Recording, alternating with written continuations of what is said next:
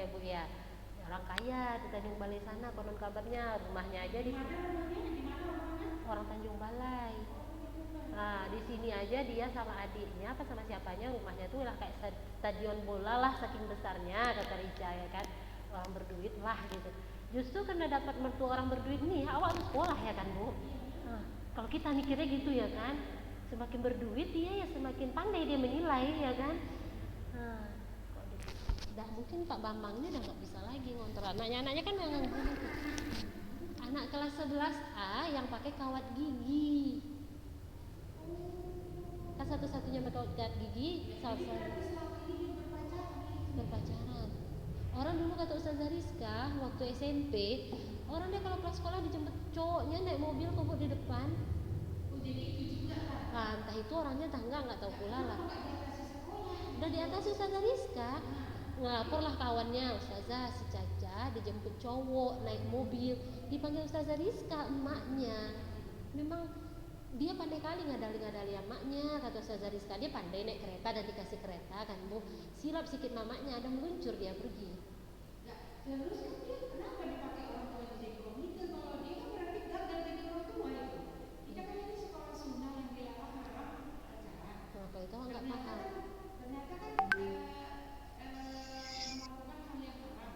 Kalau yang jadi komite itu yang anaknya pun di sekolah baik gitu ya Bu ya? Ya harus kita pilih lah. Iya ya. Istilahnya nilai itu. Atau mungkin yang jadi komite ini kenal dengan petinggi-petinggi Bu. Kalau wa'lam. Buktinya ini bercakap ke yayasan kok gampang kali masih bisa sekolah.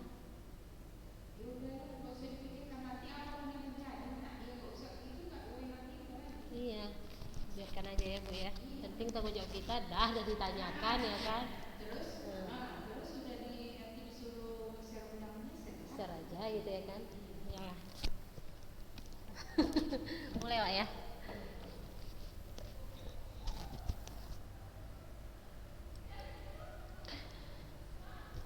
Bismillah. Assalamualaikum warahmatullahi wabarakatuh. Waalaikumsalam warahmatullahi wabarakatuh.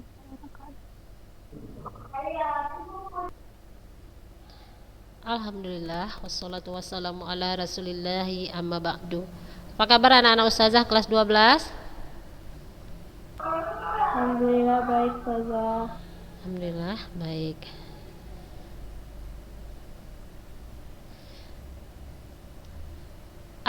Siap untuk memulai pelajaran prakarya hari ini?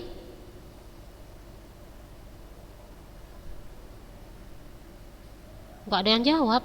Kayak mana lah itu? Siap untuk memulai pelajaran prakarya hari ini? Insyaallah Ustazah. Masya Allah, cuman Ardia aja yang lain tak ada yang jawab. Kenapa? Siap Ustazah. Masya Allah. Yang sudah mengumpul tugas, Ustazah ucapkan jazakumullahu khairan. Yang belum masih Ustazah tunggu sampai nanti malam ya, anak-anak Ustazah yang salihah insyaallah. Ingat, tugas-tugas dikerjakan ya. Ada beberapa yang masih belum. Nah, tolong paling lama sampai nanti malam. Waktu sudah panjang ya Kak, sudah 1 minggu ke depan. Dari 1 minggu kemarin ya. Baik, kita mulai materi kita hari ini ya. Arida, sampai mana materi kita minggu lalu?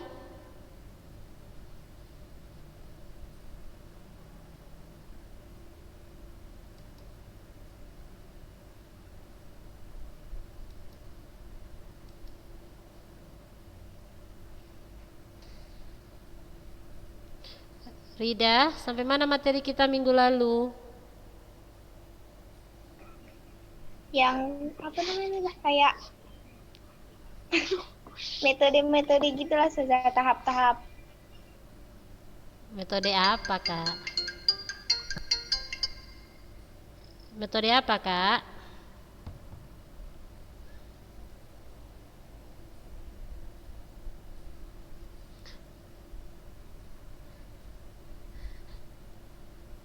Orel, sampai mana materi kita minggu lalu?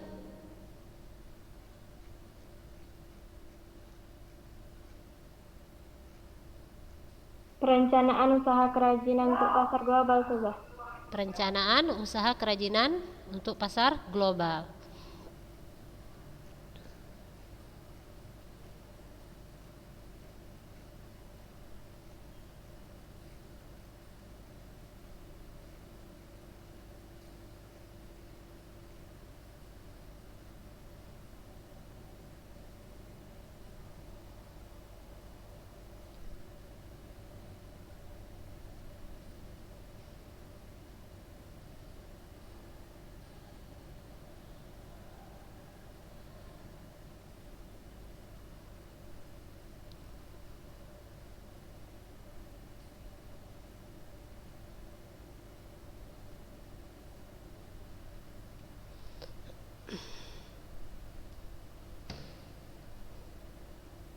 Perencanaan apa perancangan?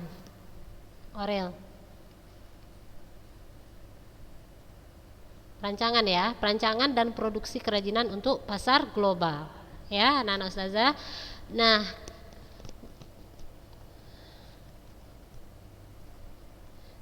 apa itu produksi? Yaitu membuat produk dalam jumlah tertentu sehingga siap menjadi komoditi yang akan dijual. Nah, sebelum kita memulai produksi, ada tahap-tahap yang harus kita tempuh dalam mencari ide produk ya, untuk mencari produk apa yang akan kita buat. Ya, tahap-tahapnya yang pertama adalah mencari ide produk dengan cara curah pendapat. Ya, dengan cara curah pendapat atau brainstorming. Nah, di brainstorming ini anak-anak ustazah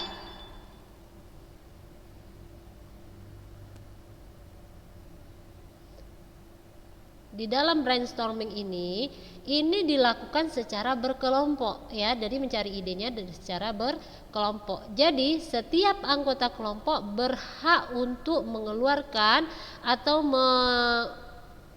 memberikan ide-idenya. Nah, jadi ide apapun ya kan, sekalipun ide itu tidak masuk akal harus kita terima. Nah, ide-ide yang kita dapat di dalam brainstorming ini kita tuangkan di dalam bentuk sketsa. Ya, kita tuangkan di dalam bentuk sketsa.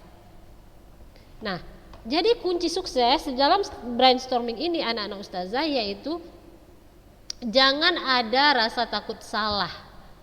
Dan ingat, setiap orang, setiap anggota kelompok berhak mengeluarkan pendapat. Jadi harus saling menghargai pendapat kawan, ya kan? Nah, boleh juga kita memberikan ide yang merupakan perkembangan dari ide sebelumnya. Jadi kalau sudah ada orang yang memberikan ide, ada teman yang memberikan ide, terus kita mau melengkapi, itu boleh ya di dalam brainstorming ini. Nah, dan ingat, ide-idenya dituangkan dalam bentuk sketsa. Nah, di dalam brainstorming itu anak-anak ustazah ada pertanyaan-pertanyaan yang bisa kita munculkan sehingga ide tadi keluar dia. Nah, contohnya produk apa yang akan kita buat? Nah, di sini kita ingat kita akan membuat produk untuk pasar global, yaitu produk kerajinan yang akan kita pasarkan di pasar global. Nah, pertanyaan yang bisa kita munculkan salah satunya produk apa yang akan dibuat dari potensi daerah yang ada. Nah, kalau kita misalnya kita dari Sumatera Utara, apa di Sumatera Utara ini produknya yang bisa kita buat dan bisa kita pasarkan di pasar global? Ya kan? Contohnya akan kita buat di sini misalnya tas dengan menggunakan tenunan ulos, ya kan? Pakai teknik tenunan ulos. Nah, itu kita sudah dapat ide misalnya. Nah, tas. Kalau biasanya ulos tadi dia berbentuk kain gitu ya kan? Nah, di sini kita modifikasi dia menjadi sebuah tas misalnya. Nah, ide yang kita dapat tadi, tas-tas tadi kita tuangkan dalam bentuk sketsa. Nah, sudah dapat tas tadi, kita timbulkan lagi pertanyaan, kita munculkan lagi pertanyaan. Produk apa yang saat ini diminati di pasar global misalnya? Nah, Itulah tadi kan kita bisa dapat tas, ya kan?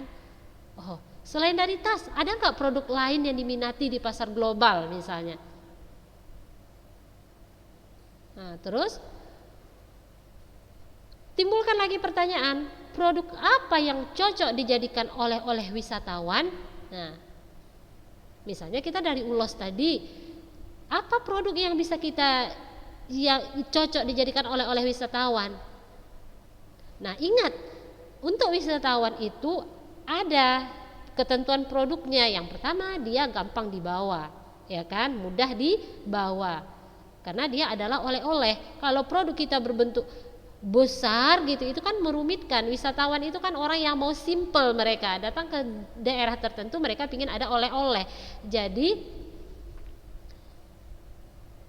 Jadi produknya harus kecil, mudah dibawa, simple, menarik, ya kan? Nah, produk apa yang cocok dijadikan oleh wisatawan? Misalnya, ini masih misal ya, contohnya sendal gitu, sendal yang ada anyaman ulosnya. Nah, ya kan? Kenapa? Karena ulos itu adalah ciri khas dari Sumatera Utara. Nah, itu bisa kita masukkan. Nah, setelah itu timbulkan lagi pertanyaan di dalam brainstorming tadi, produk apa yang unik yang akan menarik pembeli online yang melalui internet? Ingat, produk yang untuk pasar online, nah kita harus ingat produknya harus yang seperti apa. Minggu lalu kita sudah mempelajarinya, ya kan? Yang gampang dikirim misalkan, karena ini pengiriman melalui ekspedisi misalnya, ya kan? Nah, jadi harus gampang dikirim-kirim, tidak ribet gitu, ya kan? Nah, inilah pertanyaan-pertanyaan yang kita munculkan di dalam brainstorming sehingga kita mendapatkan berbagai ide. Dan ingat, ide-ide tadi dituangkan di dalam bentuk sketsa. Nah, setelah itu anak-anak ustazah masuk ke tahap rasionalisasi. Apa itu rasionalisasi? Yaitu proses mengevaluasi ide-ide yang muncul dengan beberapa pertimbangan teknis. Ya, diantaranya bagaimana cara menggunakan produk tersebut. Apakah materialnya yang sudah ada tepat untuk mewujudkan, ya kan? Apakah memungkinkan untuk diproduksi dengan teknik produksi yang ada saat ini? Nah, terus bagaimana proporsi dan ukuran yang sesuai untuk produk tersebut agar mudah dibawa atau mudah dikirim melalui paket? Nah, itu adalah contoh-contoh pertanyaan yang harus kita ajukan untuk mengevaluasi ide-ide yang kita dapat di waktu brainstorming tadi. Nah, dan kita juga bisa mengajukan pertanyaan-pertanyaan lain. Itu contoh-contoh pertanyaannya ya anak-anak ustazah. Terus perhatikan sketsa-sketsa yang telah dibuat. Pilih ide-ide yang kita anggap baik dan potensial untuk membuat produk kerajinan untuk pasar global. Nah, jadi kembangkan ide-ide tersebut dengan rasional dan tuangkan ke dalam bentuk sketsa-sketsa selanjutnya.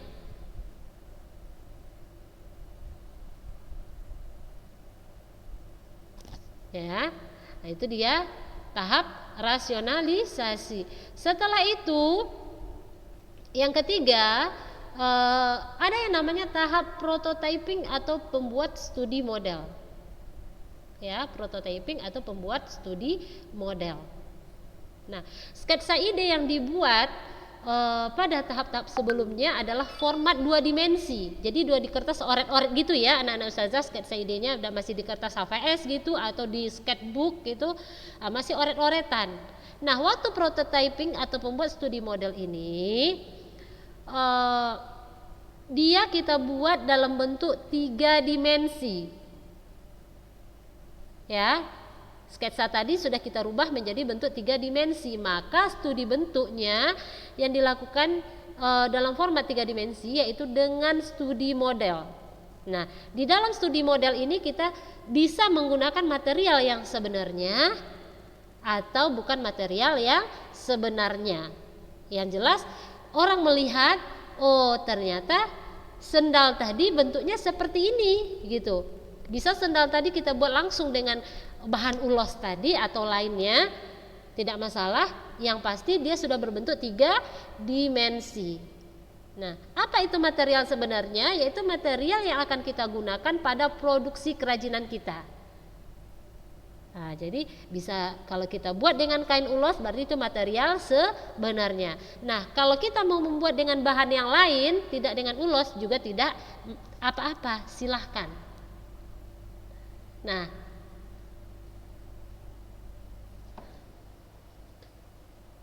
selanjutnya tahap terakhir adalah penentuan desain akhir. Penentuan desain akhir. Nah, hasil dari studi model tadi dipilih ya 3-5 alternatif desain akhir.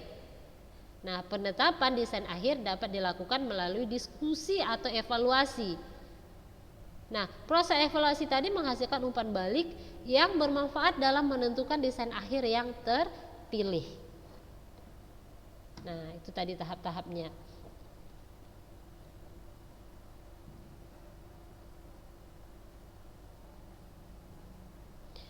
Setelah itu kita masuk ke tahap selanjutnya, yaitu produksi kerajinan untuk pasar lokal, ya. Nah, di dalam produksi kerajinan ini anak-anak ustazah ada tahap-tahapannya, yaitu pertama dia ada tahap pengolahan bahan atau pembahanan, ya, pembahanan istilahnya. Terus ada pembentukan, ada perakitan, dan ada finishing. Nah, ide kita sudah ada ya, kita dapat tadi dari brainstorming tadi. Nah, sekarang kita sudah mulai ke produksi. Nah, kita masuk ke tahap pembahanan pertama. Tahap pembahanan itu adalah mempersiapkan bahan baku agar siap diproduksi. Ya, mempersiapkan bahan baku yang akan kita buat yang akan kita pergunakan untuk memproduksi kerajinan untuk pasar global tadi.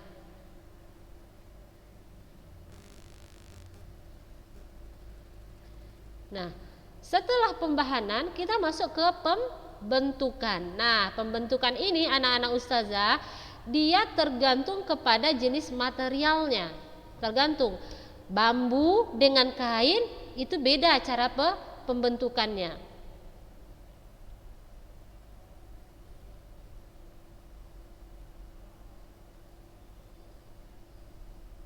Ya, pembentukan tergantung kepada jenis materialnya.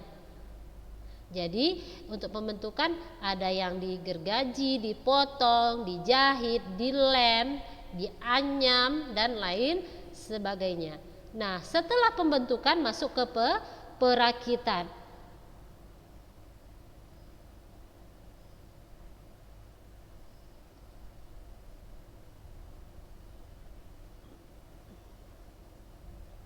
Ya, kita masuk ke perakitan. Nah, untuk perakitan ini anak-anak ustazah dilakukan untuk apabila produk yang kita buat terdiri atas beberapa bagian. Nah, misalnya produknya antara lembaran yang satu dengan yang lain itu terpisah-pisah. Jadi harus kita rakit. Jadi tidak semua produk melewati masa perakitan. Jadi hanya untuk produk yang terdiri dari beberapa bagian saja. Nah, yang terakhir di dalam proses produksi ini adalah finishing. Nah, untuk finishing ini macam-macam ya caranya. Nah, ada yang berupa penghalusan atau pelapisan permukaan. Juga sama dengan pembentukan, dia tergantung kepada bahannya, tergantung kepada produknya. Nah, kalau produknya tadi berupa bahannya kayu misalnya ya, anak-anak ustazah, nah berarti dia finishingnya adalah penghalusan atau pelapisan permukaan. Jadi diamplas dulu permukaan kayunya. Nah, setelah itu dilapisi dengan cat atau vernis, ya kan? Nah, ingat finishing juga tergantung kepada jenis bahan bakunya. Nah, setelah itu anak-anak ustazah, di dalam membuat produk kerajinan tadi ada namanya metode produksi dan keselamatan kerja. Ingat ya, keselamatan kerja harus diutamakan.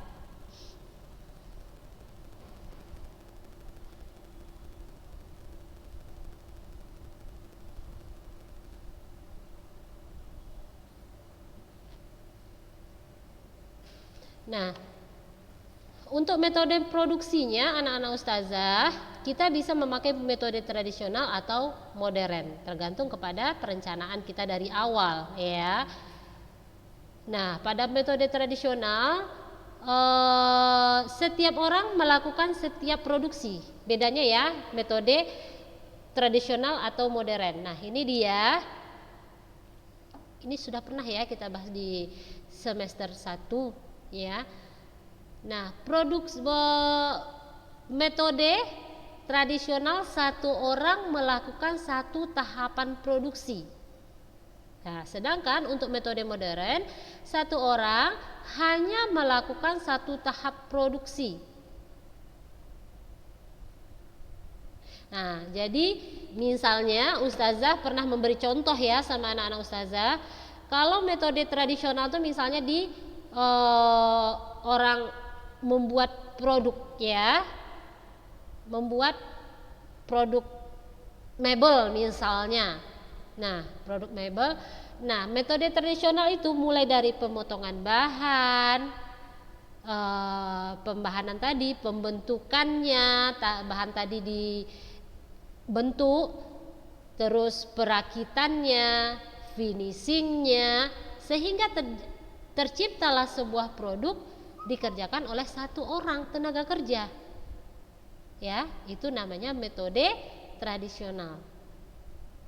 Sedangkan untuk metode modern ini, nah ini contohnya adalah konveksi anak-anak ustazah. Contohnya di konveksi, penjahit orang membuat baju kemeja ya.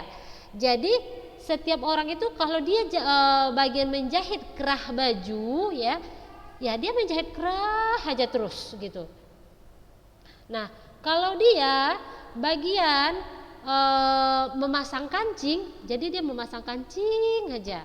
Atau dia bagian menyatu-nyatukan setelah pemotongkan bahan di awalnya ya. Jadi dia betul-betul cuma memotong bahan aja kerjanya. Nah, setelah itu yang membuat kerah ada juga satu orang sendiri. Terus yang menyatu-nyatukan juga satu orang sendiri. Ntar ya. Assalamualaikum. Lagi ngajar loh. Iya, enggak ya, lagi ngajar.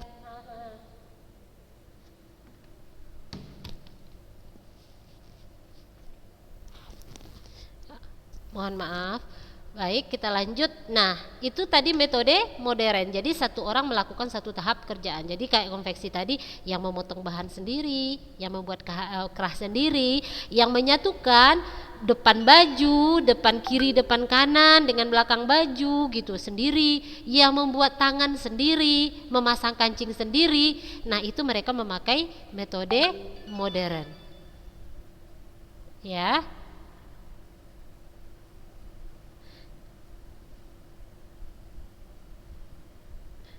Nah, untuk metode modern ini anak-anak ustazah disebut juga dengan metode ban berjalan ya, istilahnya ya, metode ban berjalan atau conveyor. Nah, biasanya pemanfaatan metode modern ini lebih efisien ya. Lebih efisiennya dalam penggunaan waktunya, sehingga kita bisa memproduksi dalam jumlah banyak. Nah, itu tadi metode produksi. Nih.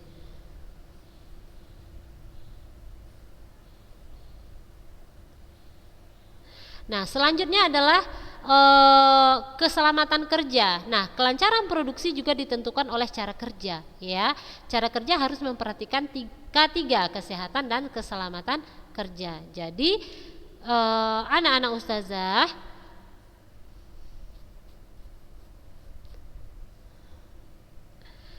seorang pengrajin, seorang yang membuat produk kerajinan tadi, dia harus benar-benar dia teliti ya, teliti, hati-hati, konsentrasi ya, demi keselamatan kerjanya.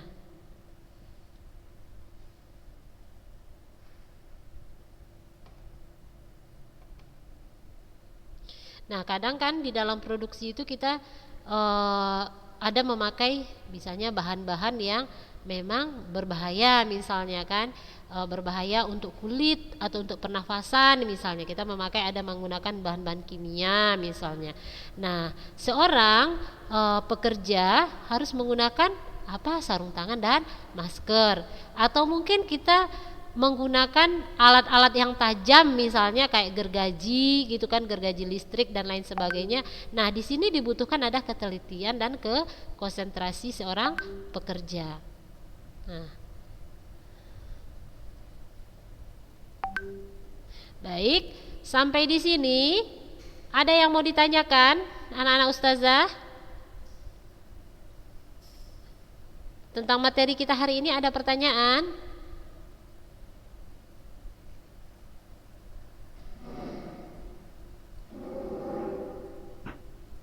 Nggak ada ustazah. Nggak ada, cepat kali bilang nggak adanya. Nah, ini ada contoh beragam produk untuk pasar global ya anak-anak ustazah. Nah,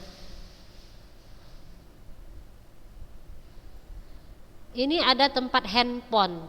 Nah, mungkin Anti pernah lihat ya, suku daerah mana ya yang mereka kalau membawa barang atau menggendong anak memakai tas seperti ini. Ini biasa rajutan ini. Suku mana ustazah lupa, ustazah pernah baca. Nah, jadi mereka menaruhnya, digantungkannya di kepalanya gitu, terus disandang tasnya gitu. Mau anak, barang, semua mereka gendong dengan alat ini. Ini ada menggunakan rajutan ya, dirajut ini membuatnya. Nah, dengan teknik ini kita bisa membuat tas handphone. Material dan tekniknya sama gitu, namanya noken ini ya. Nah, kita bisa membuat sebuah tempat handphone inspirasinya. Terus ini wadah tempat ini ya, persembahan ya orang Bali ya ini. Nah, bisa kita jadikan dari anyaman bambu ya, besek ya kalau ada yang tahu anak-anak ustazah. Nah, namun beseknya kita buat sedemikian rupa dengan cara apa? Kita hias. Nah, kan ini unik sebenarnya ya. Nah, terus inspirasi berikutnya adalah ada kotak perhiasan ya dengan motif dinding rumah Toraja.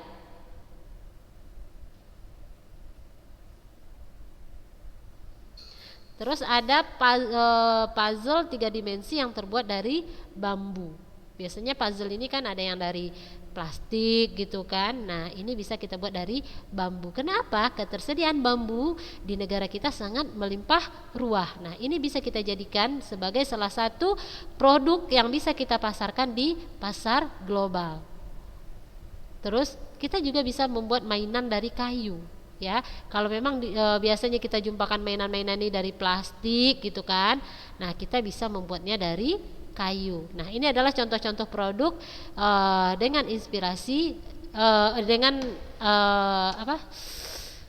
yang bisa kita pasarkan di pasar global. Jadi mereka butuh produk-produk yang unik ya, unik.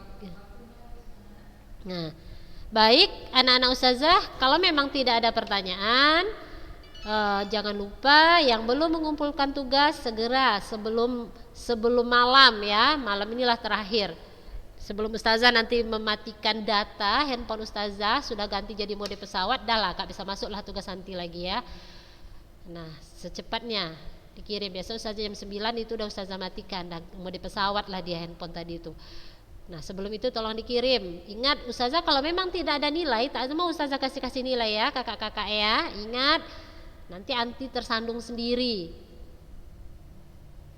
Baik, kalau memang tidak ada pertanyaan, kita cukupkan hari ini sampai di sini. Mari kita baca doa kafaratul majlis. Subhanakallahumma wa bihamdika asyhadu an la ilaha illa anta astaghfiruka wa atubu ilaik. Barakallahu fikum. Assalamualaikum warahmatullahi wabarakatuh.